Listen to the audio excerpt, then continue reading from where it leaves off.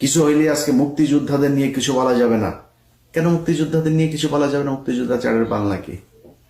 এরা গরুর পিছন দিয়ে পয়দা হয়েছে মানুষ না, তারা ভুল করে না, দোষ করে নাই। আর বাংলাদেশের মুক্তিযোদ্ধা দেখলে থাপড়াইতে মন চায়, শালা সব ভুয়া মুক্তিযোদ্ধা, সব শালারা ভুয়া মুক্তিযোদ্ধা।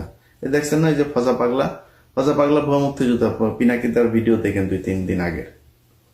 এই ভুয়া মুক্তিযোদ্ধাগুলি এখন ব্যাজ লাগায় চলে। বাংলাদেশে যারা জেনুইন দেশপ্রেমিক মুক্তিযোদ্ধা, এরা মুক্তিযোদ্ধা পরিচয় দেয় না। এখন নাতি নাতনিদের স্কুল পর্যন্ত তাদের ইতে কেন রে ভাতা দেয়, তোদের ভাতা নিচে যেটাই তো না, ভুয়া মুক্তিযোদ্ধার বাচ্চারা। তোরা দেশ স্বাধীন করছিস, দেশ স্বাধীন করে দিয়ে গেছে এই ইন্ডিয়া, তাদের পাকিস্তান থেকে আলাদা করে তাদের ভেতরে ঢুকাইছে। 24-এ দেশ স্বাধীন হয়েছে, এরা অরিজিনাল মুক্তিযোদ্ধা।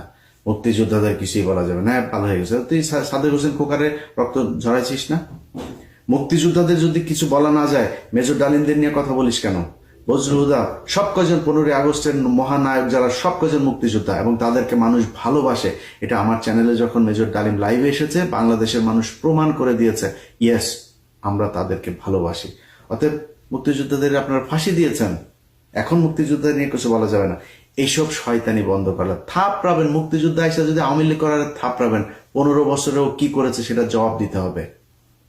এই দেশকে যদি ভালোবাসিস, তাহলে ভারত আমাদের এই গত 15 বছর পরাধীন করে রেখেছিল, সেটার পক্ষে বিপক্ষে কোনো কথা আছে কিনা? তো প্রতিবাদ না করে থাকলে তুই মুক্তিযোদ্ধা না, তুই ভুয়া মুক্তিযোদ্ধা। তো তারা এগুলো বলে কথা বলার চেষ্টা করে।